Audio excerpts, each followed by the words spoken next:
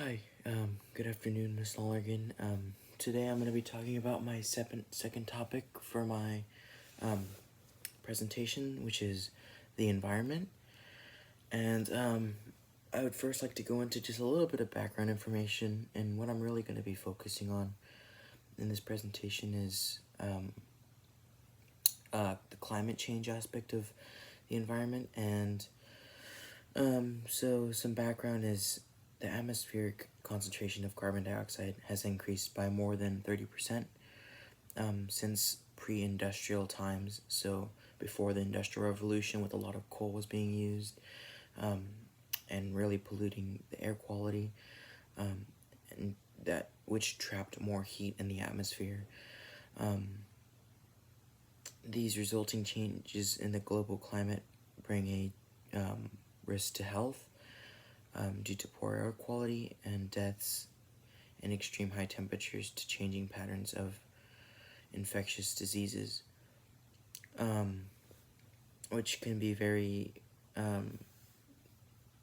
scary, especially under the circumstances that we are now, which is COVID-19. So now I'm going to get into my scripture passages. So my first one is from Jeremiah 2:7, which says, "And I brought you into a beautiful, plentiful land to enjoy its fruits and its good things. But when you came in, you defiled my land and made my heritage an abomination."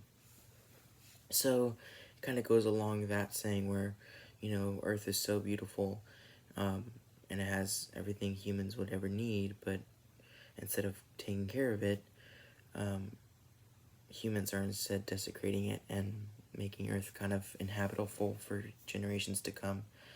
And then my next scripture passage is Isaiah 24:5-6, which says, "The earth lies defiled under its inhabitants, for they have transgressed the laws, violated the um, statutes, broken the everlasting covenant. Therefore a curse devours the earth, and its inhabitants suffer from their guilt. Therefore the inhabitants of the earth are scorched, and few men are left." Which is kind of like, I guess it's not in a foreshadowing, as they didn't know really back then the repercussions of climate change, but it's kind of saying that, since you were doing this to the earth, in return, the earth will do this to you, as if, if we destroy the earth, we won't have anywhere to live.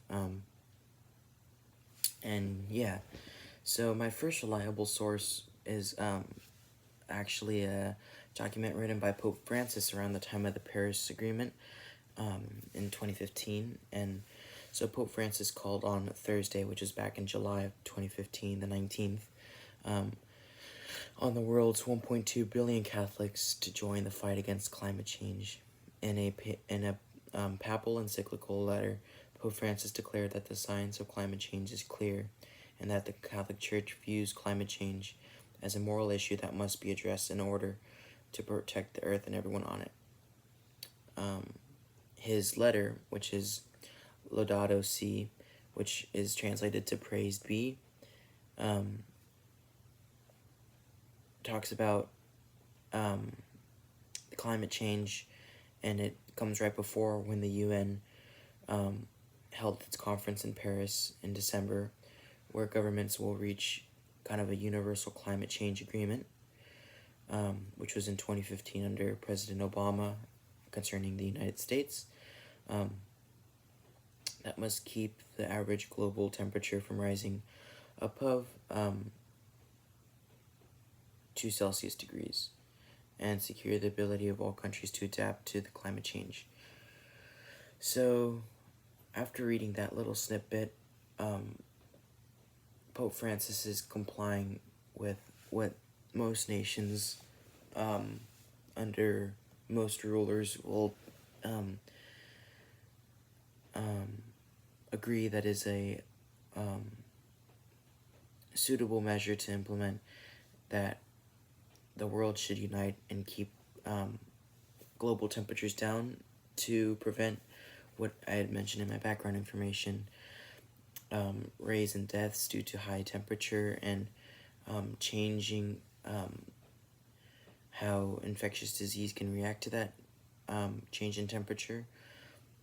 And my second reliable source is actually a little bit older, back in the 70s, I believe, 1990, under Pope John Paul II, which is his message of His Holiness for the celebration of the World Day of Peace, which is held on January 1st, 1990. So it begins, in our day, there was a growing awareness that world peace is threatened not only by the arms race, regional conflicts, and continued injustices among people and nations, but also by a lack of due respect for nature, by the plundering of natural resources, and by progressive decline in the quality of life. The sense of precariousness and insecurity that such a situation engenders is a seedbed for collective selfishness, disregard for others, and dishonesty. And this again goes along with what Pope Francis was saying in more modern terms, that humans are just destroying the earth, and it's unacceptable because the earth has given everything to humans, and in return they're not treating it how it should be treated. This is more along the lines of kind of selfish, kind of capitalist viewpoint that Pope John Paul II is kind of criticizing, as in, there shouldn't be a free, endless, amount of wiggle room for companies such as oil and gas companies that are just depleting Earth's quality of life, but instead there should be limits and, certain kind of limiting checkpoints in a way where these companies cannot just go out and just produce as much oil and gas as they want and then just leave the earth in ruins. And I feel like with the combination of these two reliable sources, it kind of just promotes this message of humans should take care of the earth as much as they can, as it is all they have, really. A suitable place to live. And, some other things I found, just general things about the environment and how the Catholic Church views it, is there's a reoccurring lack of respect by the human race and towards taking care of the earth, especially littering. I'm sure if you go out on the street here in San Diego, you'll see, heaps of trash and whatnot. That shouldn't be the case, as in other more protected areas of the United States, such as even Hawaii and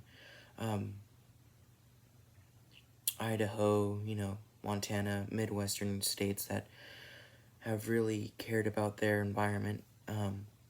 And also how I was saying, and how St. John Paul II, or how Pope John Paul II was saying about the plundering of natural resources, such as oil and minerals that have just depleted Earth's quality of life and natural resources. That will not look good for humans in the future. And that will conclude my topic on the environment. It was fascinating to learn that the church takes a more progressive stance on the environment, as as everybody should, because it's all we have left. I mean, we can maybe colonize or figure something out on Mars for the time being, but that requires a certain amount of natural resources we need to bring with us. And where will we get those natural resources if it's all gone and used up by irresponsible humans? So yeah, thank you so much, Miss Lonergan. It was a pleasure doing this project, and I hope maybe I even taught you a little something more about what the church teaches about the environment. Thank you so much.